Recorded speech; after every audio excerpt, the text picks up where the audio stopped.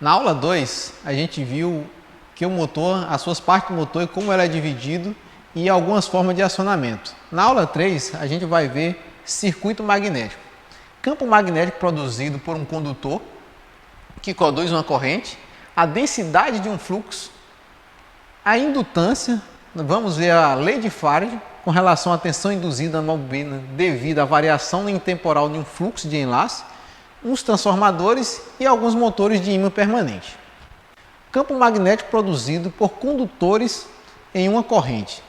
A variação de um fluxo magnético que atravessa um circuito produzido por uma tensão elétrica e, se o circuito for fechado, a origem da corrente. Na figura, deixa bem claro que o meu fluxo de um campo magnético varia de acordo com a minha tensão, ou minha tensão varia de acordo com o fluxo magnético. Se a gente tem um movimento do ímã, um ímã que a gente pode notar, se eu faço o movimento dele aqui em direção ao meu campo de enrolamento, que é o movimento para a direita, a gente vê que a gente tem um indicador de variação do fluxo magnético, quando a gente vai medir nossa tensão, vê que ele consegue chegar quase no seu limite.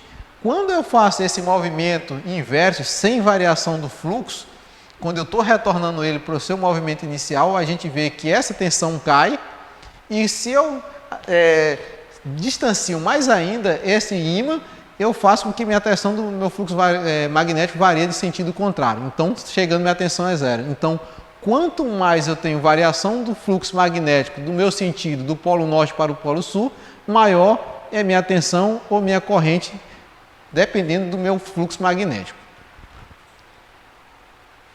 A densidade de um fluxo magnético, que é P, que é a minha figura que representa o meu fluxo magnético, ela aumenta o número que as espiras da bobina de um condutor. Se aumentar a área de um circuito de modo que o maior número de linhas de fluxo passará através de uma bobina e um valor de tensão será induzido no circuito.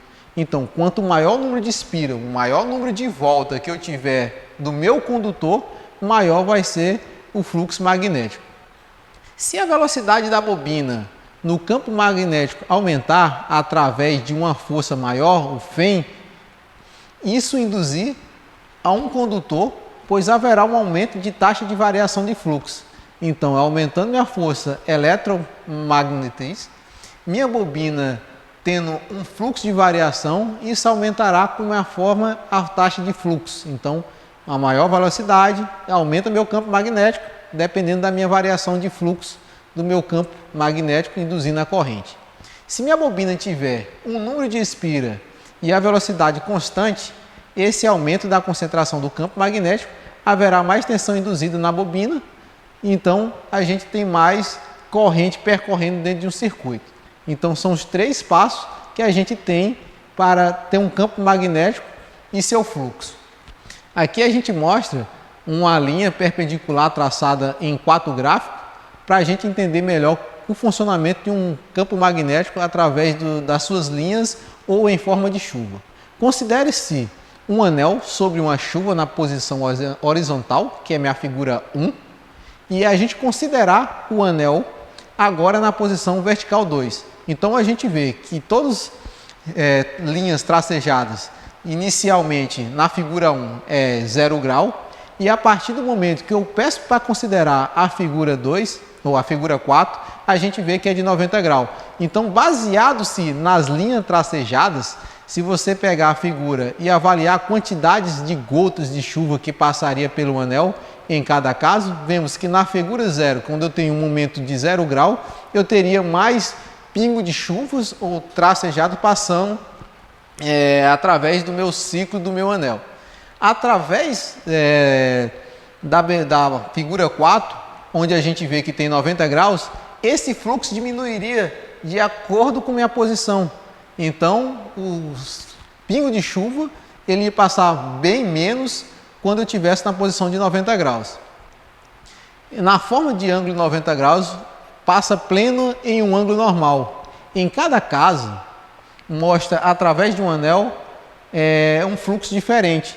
A minha linha de campo magnético também pode ser vista como linha de chuva. Quanto mais ela é pesada, mais forte o campo magnético. Quanto mais leve, menor é meu campo magnético, que me mostra a figura. Então, a cada posição que eu tenho, eu conseguia passar um fluxo maior de corrente. Com base nisso, eu teria uma tensão estabilizada, mas com aumento de fluxo magnético através do meu campo gerado através da corrente. Indutância. O que seria minha indutância? A indutância, dependendo da característica geométrica da espira seria as minhas voltas da bobina, isto é, a indutância dependendo do raio, do número de voltas e a permeabilidade do material que preenche o núcleo do indutor. É importante ressaltar que para aumentar a densidade da indutância em uma bobina, pode-se optar para elevar o número de voltas das espiras. O mesmo aumenta a área no núcleo. Então, a gente tem uma figura que mostra que seria aí minha bobina atracionada através de um componente AC. E esse fluxo magnético que nem a gente viu, dependendo da densidade da corrente e da posição que se encontra, a gente pode ter um fluxo maior ou menor através das minhas tensões primárias e minha corrente que impõe a corrente primária. Então, a gente tem um campo magnético em um sentido e um campo primário e secundário, onde tem a minha indutância que gera uma corrente e uma força eletromotriz. E existe também alguns tipos de indutores, assim como os resistores, capacitores, que podem ser definidos como fixos ou variáveis. Esses indutores são fixos, fabricados em vários formatos e tamanhos. E, em geral, o tamanho de um indutor depende do tipo da construção e a especificação de corrente e suas características do núcleo. Então, a gente poderá ter indutores de vários tamanhos e várias especificidades. E são variáveis dependendo da sua aplicação. Então, para cada tipo de aplicação ou funcionamento, a gente vai ter tipo de resistores, varistores e capacitores variando a sua aplicação. Entendendo mais um pouco o que seria minha lei de Faraday. Minha tensão induzida à bobina devido à variação de um temporal de um fluxo, que nem foi explicado anteriormente. A minha FEM, que é minha força eletromotriz, é diretamente proporcional ao valor do fluxo. Então, minha força eletromotriz ela é tanto maior quanto menor, dependendo da variação do tempo, ou seja, é inversamente proporcional ao valor do tempo. Finalmente, em uma bobina, se tiver N espira, será produzida N força eletromotriz, vezes maior para que uma bobina única, de modo que minha força eletromotriz, que é minha FEM, é proporcionalmente ao número de espiras, que é N. Na figura 1 aí, a gente vai ver o início de um fluxo magnético, mostrado variando na forma de um tempo. Então, eu tenho meu fluxo magnético variando na forma do tempo, e eu tenho na figura abaixo também mostrando a minha tensão variando entre o máximo em um determinado tempo. Então, meu fluxo magnético, que é a corrente que é gerado, varia juntamente com o meu fluxo de tensão em um determinado tempo. A equação da lei de Faraday é o seguinte: o meu tempo do fluxo magnético é igual a menos N número de espira dividido sobre a minha variação do meu campo magnético sobre a minha variação de tempo. Então, mostrado na figura do valor, a gente tem aí mostrado um ímã, e um campo magnético, que são a bobina girante. Ele produz a minha pequena força eletromotriz. Quanto mais eu aproximo, ou quanto mais eu me distancio, e esse movimento de forma rápida ou lenta vai produzir meu campo magnético dependendo da velocidade que eu passar. Então, varia-se a quantidade de espira, que são meus enrolamentos, e pelo tempo que eu consigo passar esse ímã através dessas espiras. Então, nós temos aqui um exemplo na última figura, N1, N2, N3. Quanto menor meu número de espira, menor seria minha tensão. Eu aumento o meu número de espira, então proporcionalmente eu consigo elevar minha tensão.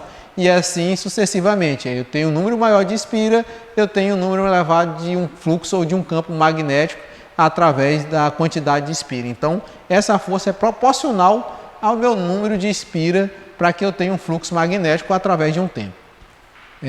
Entendendo a lei de Faraday, e os componentes, temos aqui um exemplo de um transformador, que consiste em duas ou mais bobinas acopladas firmemente, em que quase todo o fluxo é produzido por um enlace a outra bobina. Os transformadores são importantes para transmitir e distribuir energia elétrica. Eles também são facilmente entendidos de forma efetiva de motores ou geradores em CA.